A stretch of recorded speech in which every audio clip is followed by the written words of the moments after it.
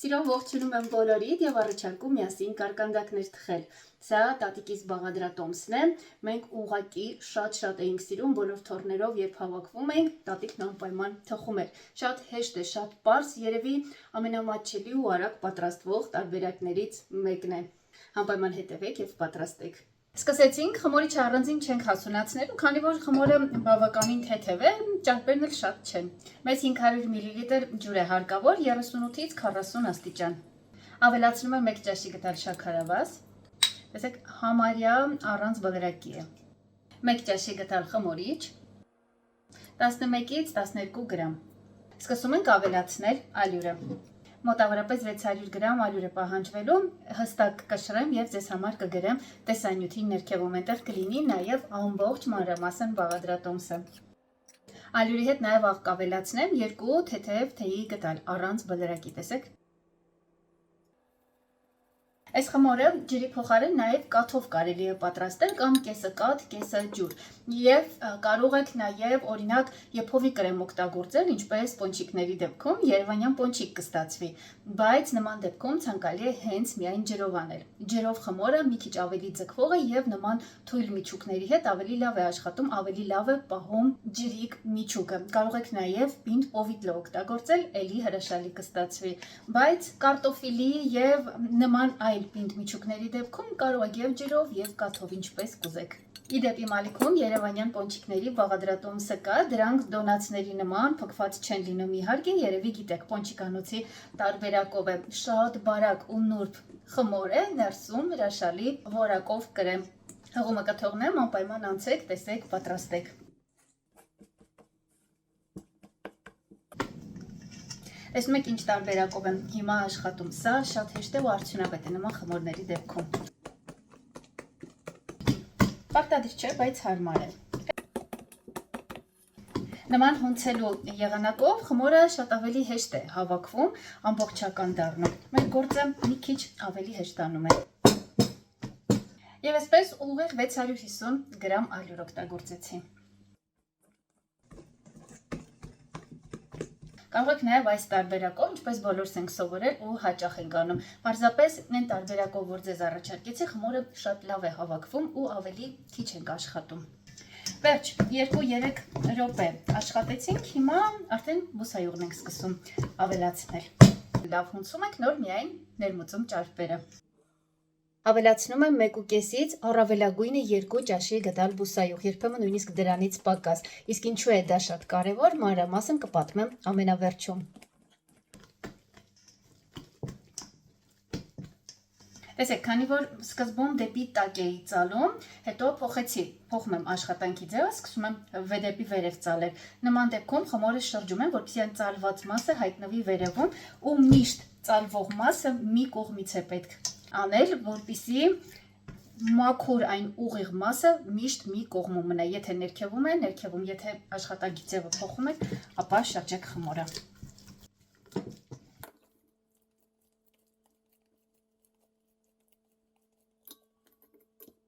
Թողում ենք տաք տեղում, որ լավ հասունանա։ Անցել է մոտ 30 րոպե, քանի որ սենյակում շատ տաք է, չափից շատ է բարձրացել, այս խմորի դեպքում ցանկալի չէ, որ այսքան շատ բարձրանա։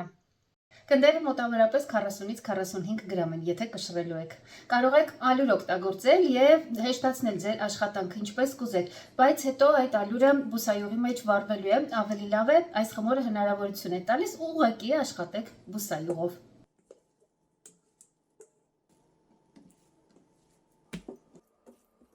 Ձևավորման ժամանակ բուսայուղ շատ չի կարելի, որպեսզի խմորը անկառավարելի չդառնա։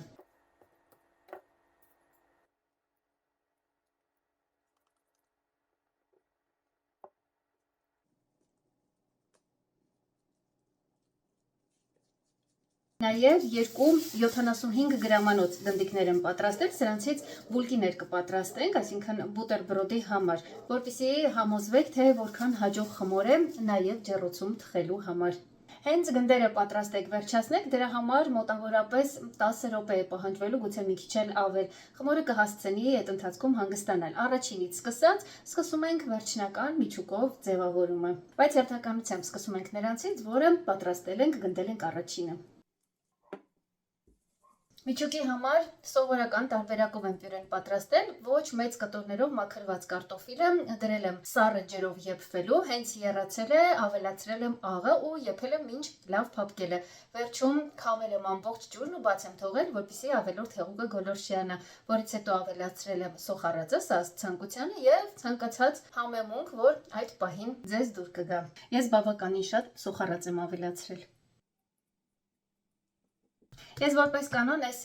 պոչիկները թողնում եմ, ընդհանրապես չեն անում, քանի որ ենթադրվում է, որ բուսայուղի մեջ այդ բարակ մասերն այրվելու են ու չորանան։ Ոչ մի նման բան էլ չի տեղի ունենում, բայց քանի որ այսօր ուսանողական կամ, ինչպես արդեն ասացի, տատիկի տարբերակով եմ պատրաստում, ձևավորումն էլ համապատասխան կլինի։ Այս տեսքն եմ տալիս ու թողնում եմ մի փոքր հանգստանալ։ Իհարկե, հանգստանալու համար թողնում ենք բուսայուղով քսված մակերեսին, որ վերցնելիս դրանց ձևը չփչացնենք։ Ցանկացած միջուկով թխված կարկանդակ ինչ էլ պատրաստեք ջեռոցում կամ բուսայուղի մեջ, եթե ուզում եք, որ չբացվեն, պետք է ձևավորելուց հետո թողնեք, որ հանգստանան, խմորը թուլանա։ Մեր դեպքում խմորը բավականին թույլ է առանց այտել, այնպես որ շատ երկար թողնելու կարիք չկա։ Քանի որ այս խմորը, ինչպես ասացի, բավականին թույլ է ու շատ երկար սպասել չի սիրում, հենց հիմա մի քանիսը կձևավորեմ ու կսկսեմ տապակել, զուգահեռ կսկսեմ աշխատել նաև մյուս գնդերի հետ, որպեսզի ոչ մեկը երկար չսպասի։ Առաջինները կտապակեմ, այդ ընթացքում հաջորդները պատրաստ կլինեն, արդեն ձևավորված կլինեն։ Տապակելուց առաջ այսպիսի ձև ենք տալիս, երկարեցնում ենք։ Ու ստանում մեր սիրելի ուսանողական կարկանդակները։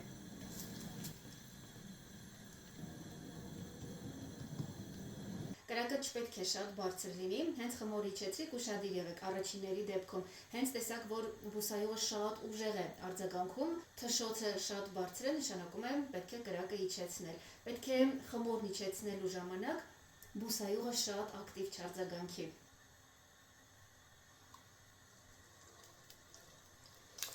Իդեպ բուսայուղը պետք է բավականին շատ լինի, առատ բուսայուղի մեջ խմորը շատ ավելի քիչ է ներքաշում։ Շատ յուղոտ չի ստացվում։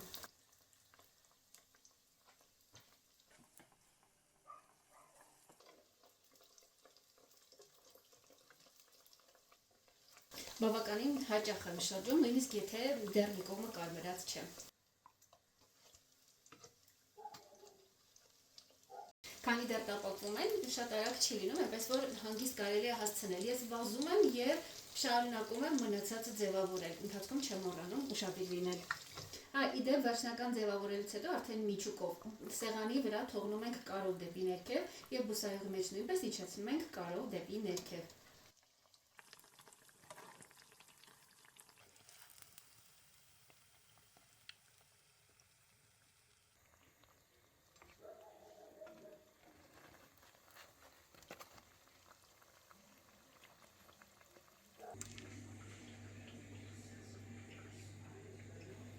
Մեր ընտանիքում փորձեցին ու գնահատեցին, նշեցին, որ սա երևի լավագույններից մեկն է, եթե իմանային, թե որքան հեշտ է պատրաստվում։ Ձեզ կարևոր դիտարկումներ էի խոստացել։ Տեսեք ժողովուրդ, քանի որ խմորը բավականին թեթև է եւ ճարպեր նույնպես գրեթե չի պարունակում, առավելագույնը 2 ճաշի գդալ բուսայուղ։ Հետևաբար խմորիչը շատ արագ է այստեղ աշխատում ու հասունանում։ Բնականաբար, եթե երկար թողնենք, չափից շատ կթթվի, կհասցնի չափից շատ թթվել։ Առավելագույնը 30 րոպե ենք թողնում, որից հետո միևնույն է գնդեր պիտի պատրաստենք, որպեսզի ու թողնենք, որպեսզի մի փոքր թուլանան եւ կարողանանք ձևավորել։ Այդ ընթացքում նույնպես պատկերացրեք մի քանի րոպեում խմորը շարունակում է այլի հասունանալ։ Եթե հիմնական հասունացման ժամանակ երկար թողնենք, չափից շատ կթթվի ու դրա պատճառով խմորը կարող է մաստակի նման դառնալ։ Նախ հետո ձևավորել չեք կարողանա, դժվար կլինի, բացի դրանից մինչև տեղափոխեք բուսայուղի մեջ, կտձևանա եւ դրա պատճառով միջուկը կարող է դուրս գալ։ Հիմնականում հենց այդպես էլ լինում է։ Ինչպես նաև կախված նրանից, թե որքան շատ եք թողել, խմորը կարող է բուսայուղի մեջ չափազանց շատ ուռչել, տձևանալ ու իհարկե դրա պատճառով էլ հանգիստ կարող է բացվել ու միջուկը կարող է էլի դուրս գալ։ Այնպես որ այս հեշտ ու արագ բաղադրատոմսը պահանջում է ուղղակի արագ աշխատել, շատ երկար չթողնել։ Սա մեծ առավելություն է, եթե արագ պատրաստվող կարկանդակ ենք ուզում։ Իդեպ, եթե վերջում նկատում եք, որ օրինակ տապակելուց առաջ տապակացնելու կամ, չգիտեմ, բարակեցնելու պատճառով կարող է խմորը վնասվել, ասենք միջուկը կոպիտ է եւ այլն, չանհանգստանաք, հանգիստ կարող եք դա չանել։ Ես պարզապես, քանի որ տատիկիս տարբերակով էի պատրաստում, նաեւ ձևավորեցի իր տարբերակով, բայց դուք կարող եք մի փոքր ավելի փափլիկ թողնել ու շատ չտապակեցնել։ Ու այդ տարբերակով կստացվի ուղղակի ավելի թմբլիկ կարկանդակ, դրանից պակաս համեղ ու պակաս լավ չի ստացվի։ Նման խմորների մեջ, որոնք արագ են հասունանում, հետո արագ թխվում են առատ բուսայուղի մեջ, շատ բուսայուղ ավելացնել ցանկալի չէ, սիրելիներս, քանի որ դա խմորի կարմրեցման ընթացքը դանդաղեցնում է։ Ու պատկերացրեք, թե որքան երկար ենք ստիպված լինելու ոչ շատ բարձր կրակով դրանք տապակել։ Բնականաբար դրա պատճառով չափից շատ են չորանալու ու լինելու են ոչ թե խրթխրթան, այլ հենց չոր ու տհաճ կառուցվածքի, այնպես որ ուշադրություն դարձրեք, եթե չկա ձու, եթե խմորի մեջ այլ բաղադրիչներ չկան, միայն ջրով ու թեթև խմորը ցանկալի չէ բուսայուղը շատ լցնել։ Իսկ հիմա տեսեք բուլկիները։ Շատ հարմար տարբերակ է, եթե ուզում եք արագ արդյունք։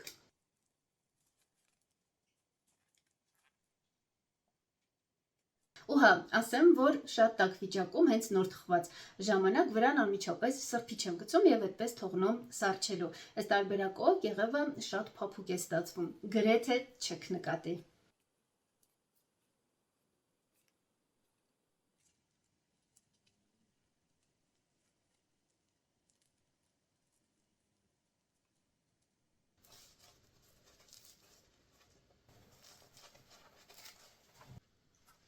Իհարկե սա առողջ սնունդ չէ, մեղմ ասած, եւ ցանկալի էլ չէ հաճախ պատրաստել, ուղղակի երբեմն այնքան համեղ է, որ ուզում ես ուրախացնել սիրելիներիդ ու քեզ, բայց միևնույն է, խորհուրդ չեմ տալիս հաճախ պատրաստել ու մոռանալ քանակի մասին։ Ես ձեզ հետևում եմ։